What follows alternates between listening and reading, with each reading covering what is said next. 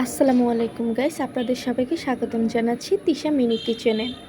আজকে আমি আপনাদের সাথে শেয়ার করব ধুন্দুল এবং শুটকির একটা রেসিপি। চলুন কথা না বাড়িয়ে দেখা যাক। প্রথমেই আমি 3টে শুটকি নিয়ে নিয়েছি, আর এই 3টাকে সুন্দর করে আমি টুকরো করে নিচ্ছি।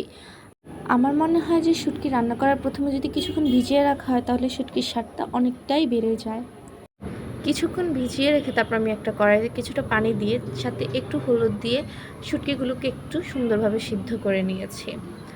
আপনাদের ভাই আবার অনেক কেয়ারফুল, কিছু কিনতে গেলে ভালোভাবে যাচাই করে কিনে, দেখতেই পাচ্ছেন কী অবস্থা করেছে। যাই হোক, ধুন্দুলের চামড়াটা ছাড়ানোর পরে কুচি কুচি করার আগে ধুন্দুলটা সবসময় ধুয়ে নেবেন, এতে করে ধুন্দুলের মধ্যে পানি ঢুকে না।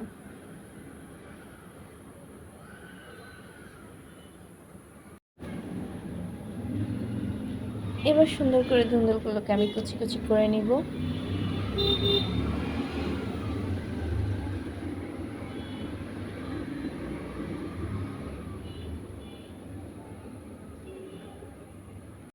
তারপর একটা কড়াইতে কিছুটা তেল দিয়ে তার মধ্যে পেঁয়াজ কুচি, কাঁচামরিচ কুচি দিয়ে কিছুক্ষণ নাড়তে থাকবো।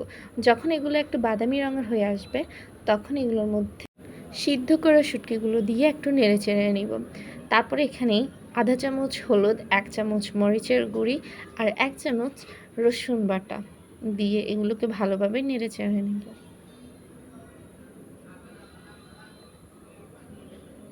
আপনার যদি এগুলোকে একটু শুকনো মনে হয় সেক্ষেত্রে আপনি সামান্য একটু পানি অ্যাড করতে পারেন, তবে বেশি না। পানি অ্যাড করার পর কিছুক্ষণ ঢাকনা দিয়ে রেখে দিব। ঢাকনাটা তুলে আমরা এখানে ধুন্দুলগুলো অ্যাড করে দিব। একটু ভালো করে নেড়ে চিড়ে আবার ঢাকনা দিয়ে দিব। আমরা রান্নার একদমই শেষ পর্যায়ে চলে আসছি।